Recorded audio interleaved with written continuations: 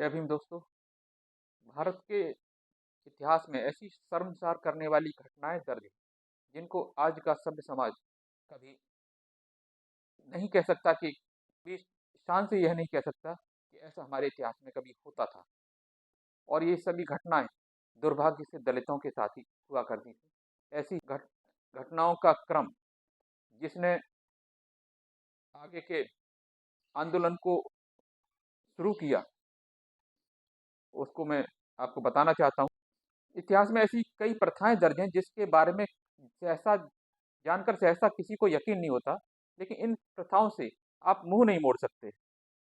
ऐसी ही एक प्रथा थी मुलक्करम, यानी जो महिलाएं अपने स्तन को ढकना चाहती हैं उन्हें टैक्स चुकाना होगा, अन्यथा उन्हें अपना स्तन खुला ही रखना होगा। ऐसी ही एक प्रथा जानने के लिए इस वीडियो से जुड़े रहिए।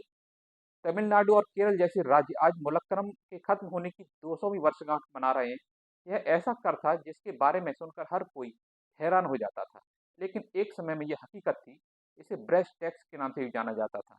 वैसी महिलाएं जो अपने स्तन को ढकना चाहती थीं उन्हें टैक्स चुकाना पड़ता था, और जो इस टैक्स को नहीं चुका सकती थीं उन्हें अपना स्तन खुला रखना होता था।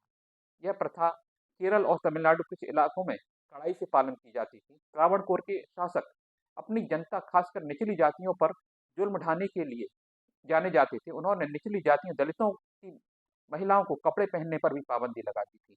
महिलाओं को अपने स्तन ढकने की आज़ादी नहीं थी, और अगर किसी ने स्तन ढकने की कोशिश की तो उसे टैक्स चुकाना होता था।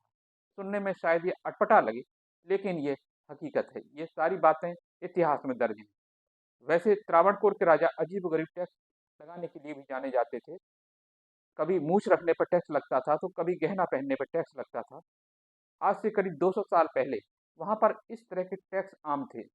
मलयालम में इस टैक्स को मुलक्करम कहा जाता है। मुलक्करम का अर्थ होता है स्तन ढकने के लिए टैक्स देना।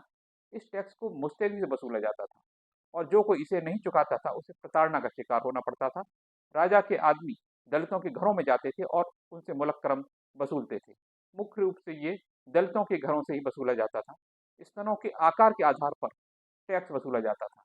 बाद में जैसे जैसे जागरूकता का प्रसार हुआ, इसका विरोध होना शुरू हो गया।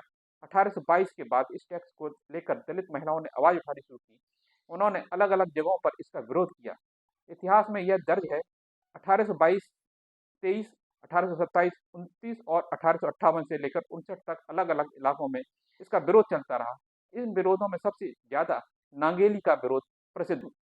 नागिली एक दलित जाति की महिला थी। कहा जाता है कि जब राजा के अधिकारी स्तन टैक्स को वसूलने आए तो नागेली ने अपना स्तन काट कर उसके सामने पेश कर दिए। यह देखकर वसूली करने वाले अधिकारी घबरा गए, और इस आंदोलन का नाम थोड़ सिलाई पोराटम दिया गया।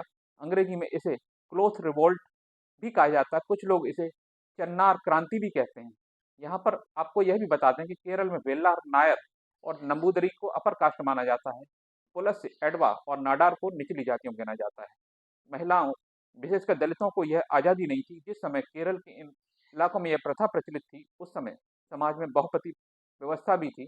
इस प्रथा को सम्मान के नजरिए से देखा जाता था, यानी महिलाओं को ये स्वतंत्रता की वक्त वह भी अपने वह किसी भी पति को चुन सकती थी। यह जनजाति समाज का एक गुण था। इसे मातृसत्तात्मक समाज कहा जाता है। बाद में नाडार और एडवा जाति की महिलाओं ने इस प्रथा का भी विरोध किया, और उन्होंने अपने स्तनों को ढकना शुरू कर दिया। वे कंधे पर शॉल रखती थी। जब ऊंची जाति के लोगों ने इसका विरोध किया तो त्रावणकोर के राजा ने आदेश दिया कि ऐसी महिलाएं शॉल नहीं ओढ़ सकती। राजा के अनुसार हालांकि वे चाहें तो ब्लाउज पहन सकती हैं। 1859 की इस एक घटना ने पूरे इलाके को हिलाकर रख दिया। तब कई जगहों पर दंगे भड़क गए। नाडार महिलाओं ने इसका विरोध किया। नाडार महिलाओं ने इसका नेतृत्व किया। नागेली ने जो कुछ भी किया था उससे त्रावणकोर की बुनियाद हिल गई। इंडिया टुडे में हर story Indian women down the age किताब के हवाले से बताया गया है कि नागेली खुद सामने आई और केले के पत्ते पर उसने अपने स्तन काट कर रख दिए। और नागेली इतनी बुरी तरह जख्मी हो गई कि उसकी मृत्यु हो गई थी। लेकिन इस घटना की गूंज पूरे इलाके में सुनाई देती थी। राजा ने औपचारिक रूप से इस टैक्स की समाप्ति की घोषणा कर दी थी।